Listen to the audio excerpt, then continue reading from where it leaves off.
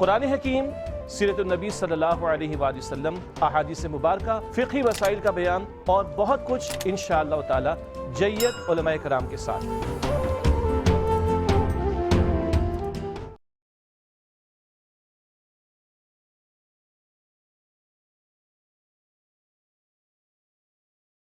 اعوذ باللہ من الشیطان الرجیم، بسم اللہ الرحمن الرحیم۔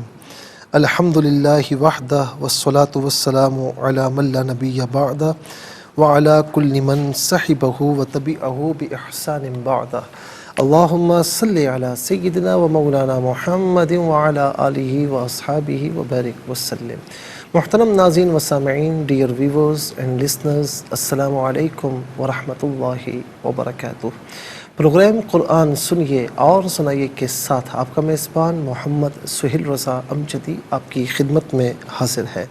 ناظرین و سامعین، آپ جانتے ہیں کہ ہم پروگرام کا آغاز قرآن و حدیث کی بات سے کیا کرتے ہیں، اور آج ہم بات کر رہے ہیں حضور نبی کریم علیہ السلام کی صفت عفو درگزر کی۔ اکرمہ بن ابی جہل، ناظرین یہ ابو جہل کے بیٹے تھے، اپنے باپ کی طرح سخت دشمن مصطفیٰ تھے صلی اللہ علیہ وسلم۔ فتح مکہ کے دن وہ بھاگ کر یمن چلے گئے۔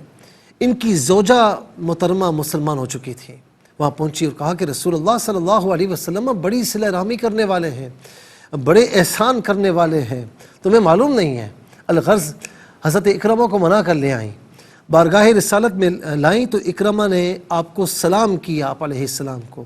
رسول اللہ صلی اللہ علیہ وسلم دیکھتے ہی کھڑے ہو گئے اور ایسی جلدی سے ان کی طرف بڑھے کہ چادر مبارک گر پڑی۔ فرمایا مرحبم بالراکب المہاجر، ہجرت کرنے والے سوار کو آنا مبارک ہو۔ ناظرین حضرت اکرمہ پھر ایسے متاثر ہوئے، کلمہ بھی پڑھا اور پھر مرتے دم تک حضور نبی کریم علیہ السلام پر جان فدا کی، جان فدا کرنے والے بن گئے۔ ناظرین حضرت یہاں پر آپ دیکھیں کہ ابو العاص بن ربیع، اس نے حضور نبی کریم علیہ السلام کی صاحبزادی حضرت زینب رضی اللہ تعالی عنہا کو مکے سے مدینہ منورہ جب آقا علیہ السلام نے بھیجا تو راستے میں حضرت یہاں پر ابو العاص بن ربیع نے حضور نبی کریم علیہ السلام کی صاحبزادی حضرت زینب رضی اللہ تعالی عنہ کو مکے سے مدینہ بھیجا تو راستے میں چند صفحائے قریش نے مزاحمت کی۔ ان میں حبار بن اسود اسدی جس کا نام تھا، اس نے حضرت زینب رضی اللہ تعالی عنہ کو اونٹ سے گرا دیا۔ مطلب کیسی بدبختی تھی، وہ ظاہر ہے کہ پیگننٹ تھی، حاملہ تھی، پتھر پر گری، حمل ساکت ہو گیا، سخت چوٹیں آئیں اور پھر اسی میں جو ہے وہ گویا کہ وصال فرما گئی۔ فتح مکہ کے دن حبار جو ہے وہ واجب القتل اشتہاریوں میں تھا، مکے سے بھاگ گیا، چاہتا تھا کہ ایران چلا جائے۔ حضور نبی کریم علیہ السلام جعرانہ سے واپس تشریف لائے تو وہ بارگاہ رسالت میں حاضر ہوا اور عرض کرنے لگا، یا نبی اللہ، میں آپ کے یہاں سے بھاگ کر شہروں میں پھرتا رہا، میرا ارادہ تھا کہ ایران چلا جاؤں، پھر مجھے آپ کی رحمت یاد آئی، آپ کی نفر آسانی یاد آئی، صلہ رحمی یاد آئی، آپ کا عفو کرم یاد آیا، مجھے اپنے خطاؤں کا، گناہوں کا اعتراف ہے، آپ درگزر فرمائیں۔ اتنا آسان نہیں ہوتا، جن کی بیٹی، مبارک بیٹی، جن کی وجہ سے یعنی وصال فرما جائیں، تکلیف اٹھائیں اور اس کے بعد ناظرین وہ سامنے آ کر معافی مانگے، یہ سن کر آپ نے فرمایا کہ میں نے تجھے معاف کیا۔ ناظرین رحمت للعالمین ایسے نہیں کہتے ہیں، عفو درگزر کرنے والے، یہاں پر عفو درگزر ختم ہو جاتا ہے، رحمت یہاں پر ختم ہو جاتی ہے، پھر اس کے بعد کلام نہیں ہے۔ اللہ تبارک و تعالیٰ آپ کی رحمت للعالمین میں سے ہمیں بھی رحمتوں کا حصہ عطا فرمائے اور روز قیامت حضور نبی کریم علیہ السلام کی شفاعت سے ہم سب کو بہرامند فرمائے۔ چلتے ہیں ناظرین آج کے سبق کی جانب۔ ہمارا جو آج کا سبق ہے وہ سورہ نحل اور اس کی آیت نمبر 28 ہے، اور 28 کا سیکنڈ پورشن بھی ہے، لاسٹ پورشن بھی ہے۔ فارمیٹ کے مطابق پڑھیں گے، باوضو ہو جائے، اسکرین کے سامنے آپ موجود ہیں، کلام پاک کو ساتھ رکھیں، آج کا سبق نکالیں، اپنے پاس نوٹ بک ضرور رکھیں، کوئی بھی امپورٹنٹ بات ہو نوٹ ضرور فرما لیجیے۔ آپ کو لیے چلتے ہیں آج کے اس پروگرام کے فرسٹ سیگمنٹ کی جانب۔ لغت القرآن یہ ہمارے اس پروگرام کا پہلا سیگمنٹ ہے، اور آئیے تعوذ تسمیہ پڑھتے ہوئے آج کے سبق کو شروع کرتے ہیں۔ اعوذ باللہ من الشیطان الرجیم، بسم اللہ الرحمن الرحیم۔ بلا ان اللہ علیم بما کنتم تعملون. اسے تعملون پڑھیں گے، وقف کی صورت میں تعملون پڑھا جائے گا، تعملون. آخر میں علامت وقف اندر 28 لکھا ہوا ہے، آیت نمبر 28 یہاں پر مکمل ہو رہی ہے. کتنے کلمات ہیں ناظرین ذرا دیکھتے ہیں. بلا ایک کلمہ، انا دوسرا، اس میں اللہ تیسرا، علیم چوتھا، بی پانچواں، ما چھٹا، کنتم ساتواں، تعملون آٹھواں. کل یہاں پر 8 کلمات ہیں. ہر کلمے کو علیحدہ پھر ملا کر پڑھیں گے. بغور ملاحظہ فرمائیں. بلا، بلا میں آپ دیکھیں لام پر کھڑا زبر اور اوپر مد کی علامت ہے، یہ مد منفصل ہے، مد جائز بھی کہتے ہیں. اور منیمم اس کو 3 الف کی مقدار کھینچ کر پڑھنا چاہیے، اور زیادہ سے زیادہ میکسیمم اس کو 5 الف کی مقدار کھینچ کر پڑھا جا سکتا ہے. ان اللہ، ان میں نون پر زبر ہے، اسے اس میں اللہ کی حرف لام کے ساتھ ملائیں گے، درمیان میں سے الف یعنی حمزہ کو حذف کیا جائے گا. ان اللہ پڑھیں گے. اچھا، لفظ اس میں اللہ کی جو حرف لام ہے نا، تو اس لام سے پہلے والے حرف نون پر زبر ہے. زبر یا پیش ہو تو پر پڑھتے ہیں، زیر ہو تو باریک پڑھتے ہیں. یہاں اس میں اللہ کی حرف لام کو پر کر کے پڑھا جائے گا. ان اللہ علیم بی ما، علیم میں میم پر 2 پیش کی تنوین ہے، اس کے بعد با آ رہا ہے، تو تنوین ہو یا نون ساکن، اس کے بعد با آئے تو اس تنوین کو یا نون ساکن کو میم سے چینج کر کے میم کی آواز کو غنے کے ساتھ ادا کرتے ہیں. تو علیم بما نہیں پڑھیں گے، علیم بما کنتم تعملون، علیم بما کنتم تعملون. یہاں وقف پڑھیں گے تو تعملون پڑھیں گے. ناظرین و سامعین، چلتے ہیں کلمات کی لغت اور گرامر کے اعتبار سے تحقیق اور ترجمے کی جانب. سب سے پہلے آج کا سبق ہم لکھیں گے، پھر اس میں جو کلمات ہیں، اسماء افعال حروف کون سے ہیں، ان کی نشاندہی بھی ہوگی، تحقیق و ترجمہ بھی عرض کریں گے قرآن اور اردو کے حوالے سے، کہ وہ کلمات جو عام طور پر آپ قرآن میں پڑھتے ہیں، اردو میں بھی یوز کی جاتے ہیں، ان کی بھی نشاندہی ہوگی. بسم اللہ الرحمن الرحیم. بلا، ان اللہ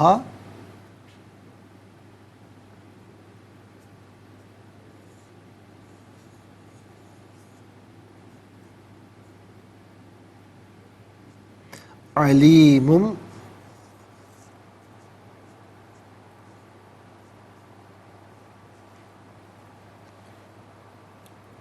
علیم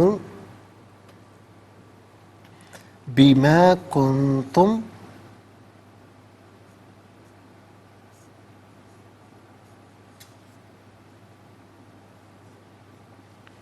بما کنتم تعملون.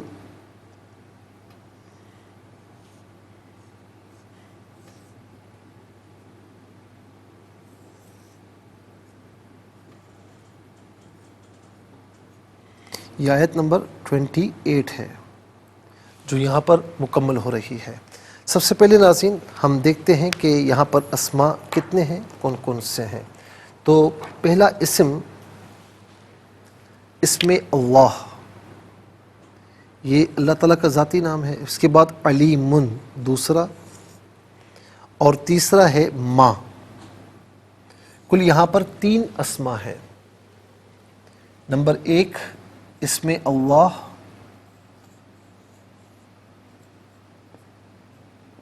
نمبر 2 علیم،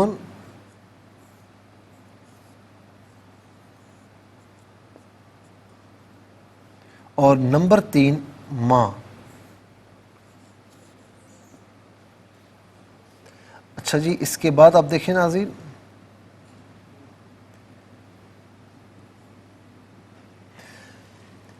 اب ہم دیکھتے ہیں افعال کتنے ہیں، کون کون سے ہیں. تو پہلا فعل ہے کنتم،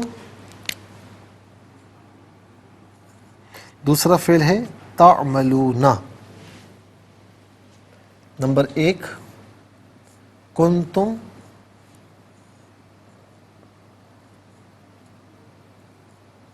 نمبر 2 تعملون.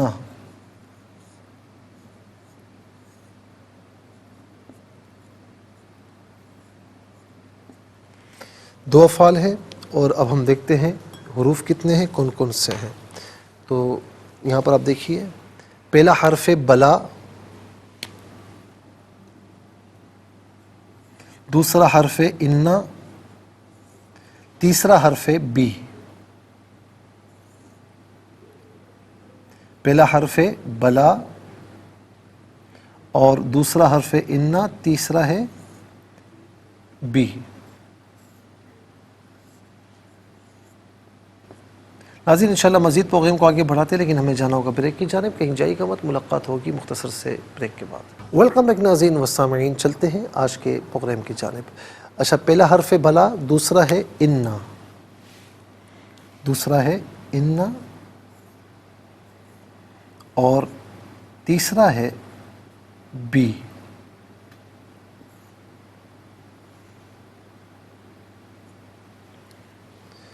ناظرین تین اسماء، دو افعال اور تین حروف، تو کل ملا کر یہاں پر جو تعداد ہے کلمات کی وہ 8 ہے۔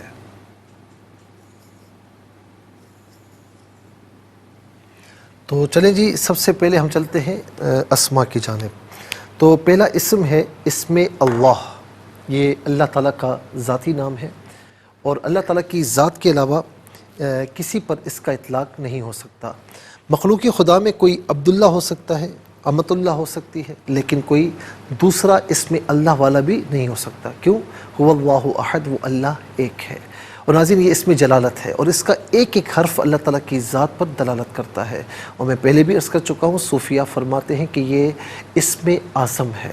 اور اسم اعظم کا مطلب یہ کہ آپ جس مقصد کے لیے اس کو پڑھیں، اللہ تعالیٰ آپ کی جو دعائیں ہیں بن مانگے آپ کی قبول فرمائے گا، بن مانگے آپ کی جائز حاجات کو پورا فرمائے گا۔ اور سب سے بڑھ کر اللہ تعالیٰ کے ذکر کا فائدہ یہ ہے کہ اللہ رب العالمین آپ سے راضی ہو جائے گا۔ جب رب تعالیٰ راضی ہے تو پھر ناظرین باقی کچھ نہیں بچتا، رب تعالیٰ بس راضی ہو جائے تو باقی دنیا والے خود بخود پیچھے ہوتے ہیں۔ تو یہ عام طور پر ناظرین ہم اردو میں بھی استعمال کرتے ہیں، ہم کہتے ہیں نا، یا اللہ میری دعا قبول فرما، یا اللہ میری حاجتوں کو پورا فرما۔ اچھا، اس کے بعد ہے علیم۔ علیم بروزن فعیل۔ علیم کا معنی ہے جاننے والا، فعیل کے وزن پر اس میں فاعل کے معنی میں ہے، اس کا معنی ہے جاننے والا۔ اور اس کے بعد ناظرین ہے ما۔ ما جو ہے یہ اس میں موصول ہے، موصول کا معنی ہوتا ہے ملا ہوا ہونا، چونکہ اپنے ما قبل اور ما بعد سے ملا ہوا ہوتا ہے، اس لیے اس کو اس میں موصول کہتے ہیں۔ غیر ذوی العقول کے لیے آتا ہے، یعنی غیر انسانوں کے لیے۔ اس کا معنی جو جسے ان میں سے کوئی معنی بھی کر سکتے ہیں۔ چلتے ہیں افعال کی جانب۔ کنتم فعل ماضی معروف، صیغہ جمع مذکر حاضر، اس کا معنی ہے تم تھے، یا تم سب تھے، یا آپ تھے، یا آپ سب تھے، اس میں سے کوئی معنی بھی کر سکتے ہیں۔ تعملون فعل مضارع معروف، صیغہ جمع مذکر حاضر، اس کا معنی ہے کہ تم کام کرتے ہو یا تم کام کرو گے، یا تم عمل کرتے ہو یا تم عمل کرو گے، اور یہاں پر معنی ہوگا تم عمل کرتے ہو۔ اب یہاں یہ بات عرض کروں میں، عمل یعمل، عمل، عمل اس کا مصدر ہے اور اس کا معنی ہے کام، اور یہ عام طور پر ہم اردو میں استعمال کرتے ہیں عمل۔ اچھا، اب یہاں یہ عرض کروں ناظرین کہ کانا فعل مضارع پر داخل ہے۔ کانا جب فعل مضارع پر داخل ہوتا ہے تو نمبر 1 کہ جو فعل مضارع کا صیغہ ہو وہی کانا کا صیغہ ہونا چاہیے۔ آپ دیکھ لیجئے، تعملون صیغہ جمع مذکر حاضر اور کنتم بھی صیغہ جمع مذکر حاضر، نمبر 1 بات یہ ہو گئی۔ دوسرا یہ کہ کانا جب فعل مضارع پر داخل ہوتا ہے تو فعل مضارع کو مضارع کے معنی میں رہنے نہیں دیتا، بلکہ فعل مضارع کو ماضی استمراری کے معنی میں لے جاتا ہے۔ تو کنتم تعملون کا معنی کیا ہوگا؟ تم کام کرتے تھے یا تم کرتے تھے، ان میں سے کوئی معنی بھی کر سکتے ہیں۔ چلتے ہیں حروف کی جانب۔ بلا، بلا ناظرین اس کا معنی ہے کیوں نہیں، اور بعض اوقات اس کا معنی کیا جاتا ہے ہاں ہاں، یہ بھی معنی کیا جاتا ہے۔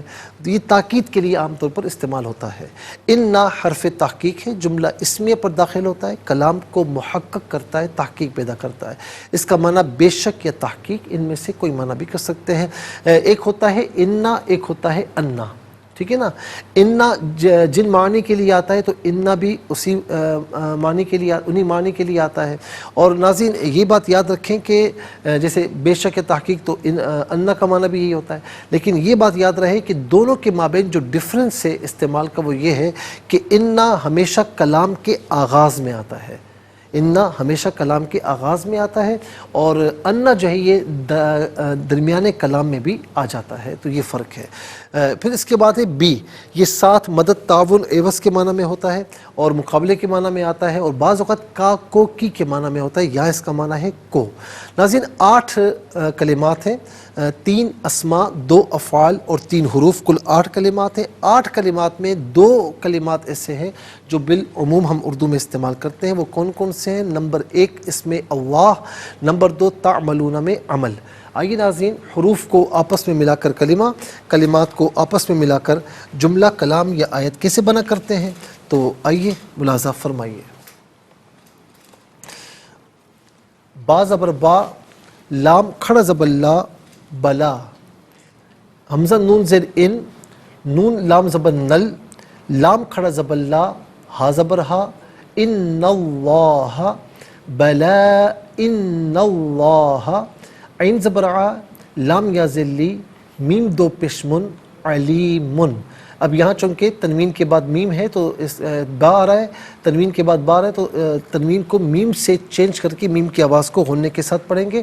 جیسے ہم کس طرح پڑھیں گے؟ علیمن، علیمن، با زیر بی، میم الف زبر ما، بیما، علیمن بیما، کاف نون پیش کن، تا میم پیش تم، کنتم، تا عین زبر تا، میم زبر ما، لام واو پیش لو، نون زبر نا، تعملون، علیم بما کنتم تعملون۔ وقف کریں گے تو علیم بما کنتم تعملون۔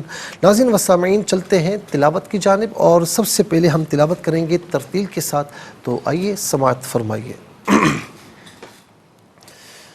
اعوذ باللہ من الشیطان الرجیم،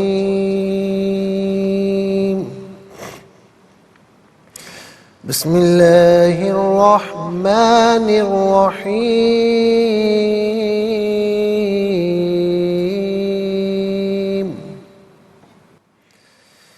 بلا ان اللہ علیم بما کنتم تعملون۔ اب ہم پڑھیں گے ناظرین حدر کے ساتھ، جیسے عام طور پر نماز تراویح میں آپ سنتے ہیں یا پڑھتے ہیں۔ بلا ان اللہ علیم بما کنتم تعملون۔ اب ہم پڑھیں گے ناظرین تدویر کے ساتھ، جس طرح فرض نمازوں میں آپ سنتے ہیں یا پڑھتے ہیں۔ بلا ان اللہ علیم بما کنتم تعملون۔ آمنت باللہ، صدق اللہ العظیم۔ تلاوت مکمل ہوئی اور ہمارے اس پروگرام کا جو فرسٹ سیگمنٹ ہے وہ کمپلیٹ ہوا۔ آپ کو لیے چلتے ہیں سیکنڈ سیگمنٹ کی جانب۔ ناظرین سیکنڈ سیگمنٹ ہے تفہیم القرآن۔ سب سے پہلے جو ہے وہ ہم آپ کو بتائیں گے اس کا حرف پہ حرف یعنی لفظ پہ لفظ ترجمہ۔ ناظرین آپ کو ظاہر ہے کہ ہر ایک کو یہ شوق ہوتا ہے، جو قرآن سے شغف رکھتے ہیں انہیں یہ شوق ہوتا ہے کہ ہمیں قرآن کے ایک ایک حرف کا، ایک ایک لفظ کا ترجمہ کرنا آ جائے۔ تو ہم الحمدللہ حرف پہ حرف ترجمہ بھی آپ کی خدمت میں پیش کرتے ہیں۔ پھر اس کے ساتھ ناظرین یہ بھی شوق ہوتا ہے کہ لفظی ترجمہ تو ہے، لیکن ظاہر ہے کہ اب لفظی ترجمہ کریں گے تو آپ کو آیت کا ترجمہ اتنی آسانی سے سمجھ نہیں آئے گا، بعض اوقات مشکل ترجمے ہوتے ہیں، تو ہم آپ کے لیے با محاورہ اور آسان فہم ترجمہ بھی پیش کرتے ہیں۔ اچھا لفظی ترجمہ جو ہے وہ آ گیا، با محاورہ ترجمہ کرنا بھی آ گیا، لیکن ناظرین جو قرآن کا جو ہے وہ شان نزول ہے اور قرآن کا جو ماحصل ہے وہ عام طور پر با محاورہ ترجمے سے بھی سمجھ میں نہیں آتا۔ شان نزول جب نہیں ہوگا اور اسی سبب نزول نہیں ہوگا، یہ آیت کب نازل ہوئی، کیا ہے اس میں، سے احکامات کیا نکلتے ہیں، تو وہ بھی ہم بالکل آسان طریقے سے آپ کی خدمت میں عرض کرتے ہیں۔ تو آئیے سب سے پہلے ہم چلتے ہیں حرف پہ حرف، لفظ پہ لفظ ترجمے کی جانب۔ بلا کیوں نہیں، ان تحقیق، اس میں اللہ، اس سے مراد ذات باری تعالیٰ ہے۔ علیم جاننے والا، بی کو ما وہ جو تم تھے تعملون تم عمل کرتے، تو کنتم تعملون کا یہ معنی بنے گا کہ تم کرتے تھے۔ ناظرین و سامعین، یہ حرف بحرف لفظ بلفظ ترجمہ۔ اب آپ کو لیے چلتے ہیں آسان فہم با محاورہ ترجمے کی جانب۔ بلا ان اللہ علیم بما کنتم تعملون، کیوں نہیں، بے شک اللہ خوب جاننے والا ہے جو کچھ تم کیا کرتے تھے۔ کیوں نہیں، بے شک اللہ خوب جاننے والا ہے جو کچھ تم کیا کرتے تھے۔ ناظرین و سامعین، یہ آسان فہم با محاورہ ترجمہ۔ اب آئیے آپ کو لیے چلتے ہیں آسان اس کی تفسیر کی جانب، اور تفسیر جو ہم عرض کر رہے ہیں وہ خاص طور پر ناظرین آیت نمبر 20 اور 21۔ تو اس حوالے سے ناظرین باقی چیزیں تو ہم بیان کر چکے ہیں، اس حوالے سے کہ اللہ تعالیٰ کے سوا کسی اور کو پکارنا، تو میں یہ بات عرض کر رہا تھا کہ ناظرین یاد رکھیں کہ شرک اس وقت ہوتا ہے کہ جب اللہ تعالیٰ کے سوا کسی اور کو خدا سمجھ کر پکارا جائے۔ جب خدا کا بندہ سمجھ کر پکارا جائے تو اس میں شرک کا شائبہ ہی نہیں ہے۔ اور ہم پکارتے بھی ہیں نا، او فلاں او فلاں یا فلاں، تو ہم پکارتے بھی ہیں، تو اس میں کوئی شریک کا بات نہیں ہونی چاہیے۔ اور اس کی مثالیں ہمیں ملتی بھی ہیں۔ مثال کے طور پر ناظرین حضرت عمر رضی اللہ تعالیٰ عنہ کے زمانہ خلافت میں جو ہے وہ ہمیں یہ مثال ملتی ہے کہ حافظ ابن ابی شیبہ نے مصنف ابن ابی شیبہ میں اس کو ذکر کیا ہے، جلد نمبر 12 صفحہ نمبر 32، البدایہ والنہایہ میں جلد نمبر 5 صفحہ نمبر 167، الکامل فی التاریخ میں جلد نمبر 2 صفحہ نمبر 389 اور 390۔ مالک الدار جو حضرت عمر رضی اللہ تعالیٰ عنہ کے وزیر خوراک تھے، وہ بیان کرتے ہیں کہ حضرت عمر رضی اللہ تعالیٰ عنہ کے زمانے میں ایک بار لوگوں پر قحط آ گیا۔ ایک شخص حضرت بلال بن حارث مزنی رسول اللہ صلی اللہ علیہ وسلم کی قبر مبارک پر گیا اور عرض کیا کہ یا رسول اللہ استسقی لی امتک، اپنی امت کے لیے بارش کی دعا کیجیے کیونکہ وہ قحط سے ہلاک ہو رہے ہیں۔ نبی صلی اللہ علیہ وسلم اس شخص کے خواب میں تشریف لائے اور فرمایا کہ عمر کے پاس جاؤ، ان کو سلام کہو اور یہ خبر دو کہ تم پر یقیناً بارش ہوگی، اور ان سے کہو کہ تم پر سوچ بوجھ لازم ہے، تم پر سوچ بوجھ لازم ہے۔ پھر حضرت عمر رضی اللہ تعالیٰ عنہ کے پاس گئے، ان کو یہ خبر دی، اور حضرت عمر رضی اللہ تعالیٰ عنہ رونے لگے اور فرمایا کہ اللہ، میں صرف اسی چیز کو ترک کرتا ہوں جس سے میں عاجز ہوں۔ ناظرین اسی طریقے سے حضرت عثمان غنی رضی اللہ تعالیٰ عنہ کے زمانہ خلافت میں جو ہے وہ ایک واقعہ درپیش ہوا۔ اچھا، اس سے پہلے جو ہم نے بتایا، اس سے حافظ ابن حجر عسقلانی نے بھی لکھا ہے، اس حدیث کی سند بالکل صحیح ہے۔ اچھا، اس طرح اب آپ آ جائیں المعجم الصغیر جلد نمبر 1 صفحہ نمبر 183 اور 184، اور المعجم الکبیر میں حدیث نمبر جو ہے وہ 8311 8311 کیا ہے میں عرض کرتا ہوں، لیکن ہمیں جانا ہوگا بریک کی جانب، کہیں جائے گا مت، ملاقات ہوگی مختصر سے بریک کے بعد۔ ویلکم ایک ناظرین و سامعین، تو میں عرض کر رہا تھا کہ حضرت عثمان بن حنیف، بعض نے حنیف بھی پڑھا اور حنیف بھی، رضی اللہ تعالیٰ عنہ بیان کرتے ہیں کہ ایک شخص اپنے کسی کام سے حضرت عثمان بن عفان رضی اللہ تعالیٰ عنہ کے پاس جاتا تھا۔ حضرت عثمان رضی اللہ تعالیٰ عنہ اس کی طرف متوجہ نہیں ہوتے تھے اور نہ اس کے کام کی طرف دھیان دیتے تھے۔ ایک دن اس شخص کی حضرت عثمان بن حنیف یا حنیف رضی اللہ تعالیٰ عنہ سے ملاقات ہوئی۔ اس نے کہا، حضرت عثمان رضی اللہ تعالیٰ عنہ نے توجہ نہیں کی اور بتایا، تو انہوں نے کہا کہ تم وضو کرو اور پھر مسجد جاؤ اور وہاں 2 رکعت نماز پڑھو، اور اس کے بعد یوں سوال کرو کہ اللہ، میں تجھ سے سوال کرتا ہوں اور ہمارے نبی صلی اللہ علیہ وسلم کے وسیلے سے تیری طرف متوجہ ہوتا ہوں، اور پھر اس کے بعد یہ ہے، اے محمد، میں آپ کے واسطے سے آپ کے رب عز و جل کی طرف متوجہ ہوا تاکہ وہ میری حاجت روائی فرمائے، اور اپنی حاجت کا ذکر کرنا، پھر میرے پاس آنا حتیٰ کہ میں تمہارے ساتھ جاؤں۔ ناظرین اس کے الفاظ کیا ہیں کہ یہاں پر آپ دیکھیں، اللہم انی اسألک بنبیک محمد نبی رحمہ، اے اللہ میں تجھ سے سوال کرتا ہوں نبی رحمت محمد صلی اللہ علیہ وسلم کے وسیلے سے، یا محمد انی توجہت بک الی ربی فی حاجتی ہذی، اے محمد صلی اللہ علیہ وسلم، میں آپ کی طرف متوجہ ہوا ہوں اور میں اپنے رب کی بارگاہ میں آپ کے وسیلے سے دعا کر رہا ہوں تاکہ میری حاجت روائی ہو جائے، اور حضور نبی کریم علیہ السلام میرے شفیع بن جائیں۔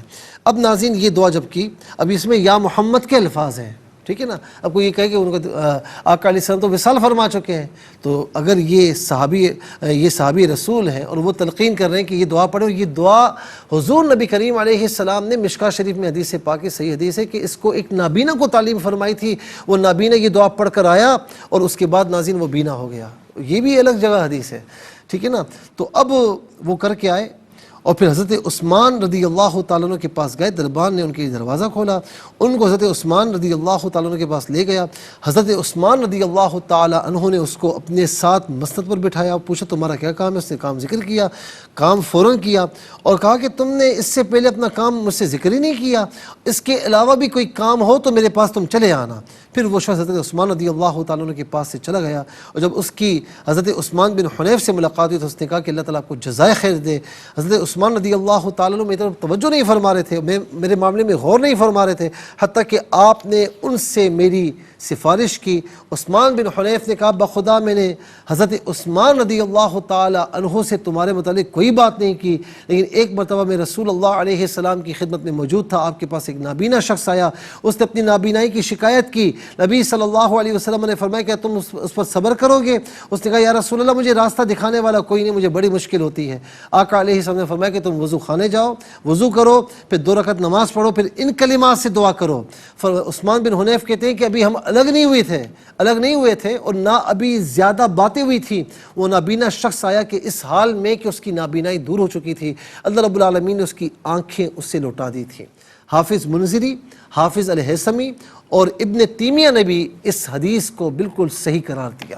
اور ناظرین شاہ عبدالعزیز محدث دہلوی رحمۃ اللہ تعالیٰ علیہ جو ہے وہ ان کی عبارت میں عرض کر رہا ہوں، وہ کہتے ہیں ظاہر ہے کہ فارسی میں میں اس کا ترجمہ عرض کرتا ہوں کہ وصال پانے والے اولیاء اور دیگر صلحاء مؤمنین سے استفادہ اور استعانت جاری و ساری ہے، اور ان اولیاء اور صلحاء سے افادہ اور امداد بھی متصور ہے، بخلاف ان مردوں کے جن کو جلایا جاتا ہے، کیونکہ ان سے یہ امور ان کے مذہب میں بھی جائز نہیں۔ پھر مزید لکھتے ہیں کہ وہ خاص اولیاء جنہوں نے بنی نوع انسان کی ہدایت کے لیے اپنے آپ کو وقف کیا ہوا ہے، وفات کے بعد بھی دنیا میں تصرف کرنے کی اللہ کی جانب سے طاقت رکھتے ہیں، اور ان کا امور اخروی میں مستغرق ہونا بسبب وسعت ادراک کے دنیا کی طرف توجہ کرنے سے معنی نہیں ہوتا۔ ناظرین و سامعین، پھر یہ فرماتے ہیں کہ اویسی سلسلے کے حضرات اپنے باطنی کمالات ان کی طرف منسوب کرتے ہیں اور حاجت مند ان سے حاجت طلب کرتے ہیں اور مراد پاتے ہیں۔ ان کی زبان حال اس وقت یوں گویا ہوتی ہے اگر تم بدن سے میری طرف بڑھو گے تو میں روح سے تمہاری طرف پیش قدمی کروں گا۔ تو یہ شاہ عبدالعزیز محدث دہلوی رحمۃ اللہ تعالیٰ علیہ ناظرین یہ سب کے لیے حجت ہے، اور وہ یہ فرما رہے ہیں۔ تو اس کا مطلب کیا ہے کہ اللہ والوں سے کی بارگاہ میں ناظرین استغاثہ کیا جا سکتا ہے، اور استغاثہ بھی حقیقت میں اللہ تعالیٰ کی بارگاہ میں ان کو بطور سفارش پیش کرنا ہے، اس کے علاوہ کچھ بھی نہیں ہے، اور اللہ کی عطا سے وہ کرتے بھی ہیں۔ تو اس میں کوئی شرعی مذائقہ نہیں اور اس میں کوئی شرک والی بات نہیں۔ جو شرک کی رٹ لگاتے ہیں تو انہیں اپنے حال پر غور کرنا چاہیے اور قرآن و حدیث کا مطالعہ کرنا چاہیے۔ اب اس کے بعد ناظرین آ جائیں آیت نمبر 22 پر، الہکم الہ واحد فالذین لا یؤمنون بالآخرۃ قلوبہم منکرۃ وہم مستکبرون۔ فرمایا کہ جو ہے وہ تمہاری عبادت کا مستحق واحد عبادت کا مستحق ہے، سو جو لوگ آخرت پر ایمان نہیں لاتے ان کے دل انکار کرنے والے ہیں اور وہ تکبر کرنے والے ہیں۔ اس کے بعد آیت نمبر 23 میں فرمایا لا جرم ان اللہ یعلم ما یسرون وما یعلنون، یقیناً اللہ ان چیزوں کو جانتا ہے جن کو وہ چھپاتے ہیں اور جن کو وہ ظاہر کرتے ہیں، بے شک وہ تکبر کرنے والوں کو پسند نہیں کرتا۔ اب اس میں ناظرین یہاں دیکھیں کہ کفار مکہ کے شرک پر اصرار کا جو سبب تھا وہ کیا تھا۔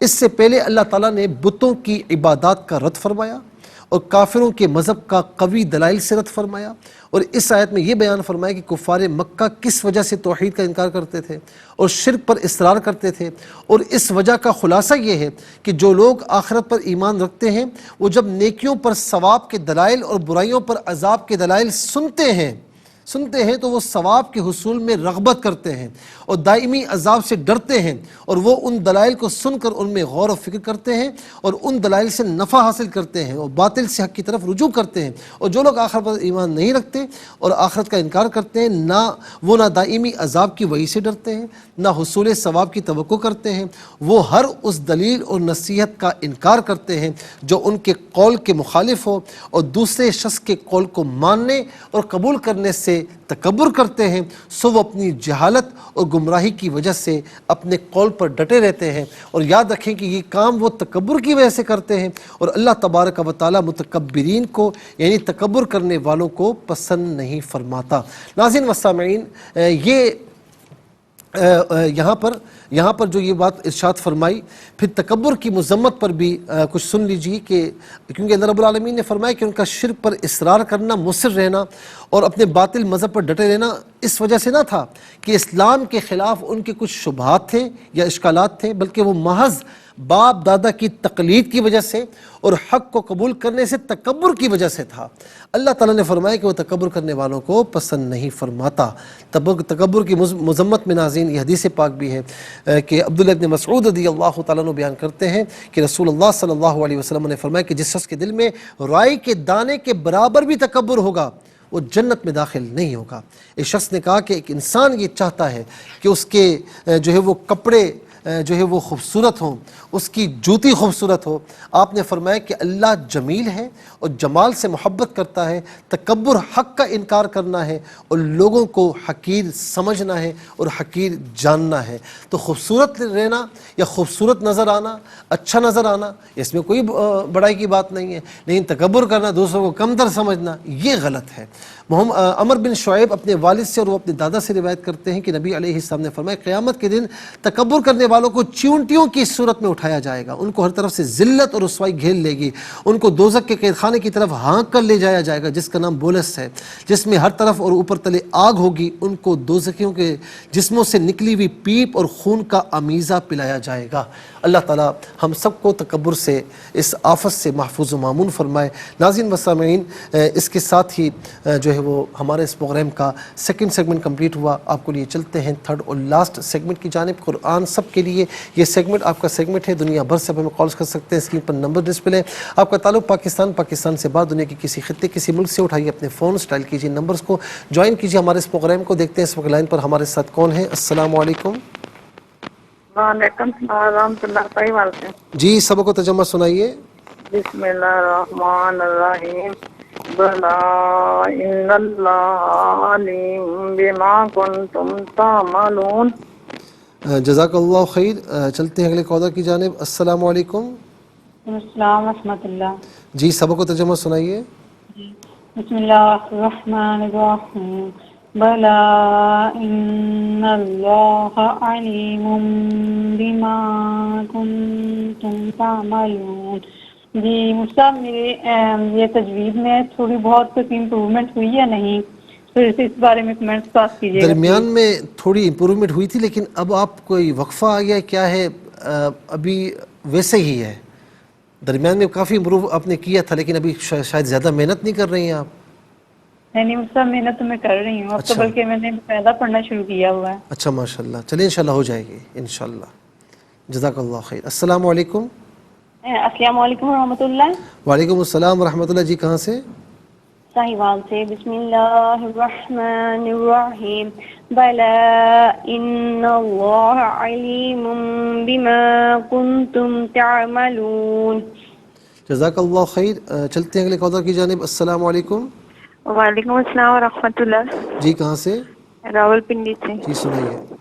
جی اعوذ باللہ من الشیطان الرجیم۔ بسم اللہ الرحمن الرحیم۔ بلا ان اللہ علیم ان اللہ علیم بما کنتم تحملون۔ کیوں نہیں، بے شک اللہ خوب جاننے والا ہے जो कुछ तुम किया करते थे। जज़ाकल्लाह खैर। नाज़रीन व सामईन, इसके साथ ही हमारे इस प्रोग्राम का वक्त अपने अख्तिताम को पहुंचा।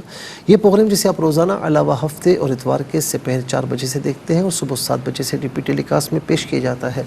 अपने फीडबैक से ज़रूर आगाह कीजिएगा। www.arYQTV.tv और यूट्यूब पर आप इसे कुरान सुनिए और सुनाइए के नाम से ज़रूर सर्च कीजिए। जिस डेट का आप चाहते हैं सर्च करें। इस प्रोग्राम से मुस्तफ़ीज़ और औरों को भी तरग़ीब दीजिए। ज़िंदगी रही तो इंशाअल्लाह कल सेम टाइम आपकी खिदमत में फिर हाजिर होंगे। उस वक्त तक के लिए आपसे इजाज़त चाहेंगे। प्रोग्राम कुरान सुनिए और सुनाइए के मेज़बान मोहम्मद सुहेल रज़ा अमजदी और ARYQTV की पूरी टीम को दीजिए इजाज़त इस दुआ के साथ कि अल्लाह रब्बुल आलमीन आपका हम सब का हामी और नासिर रहे। अस्सलामु अलैकुम व रहमतुल्लाहि व बरकातुहू।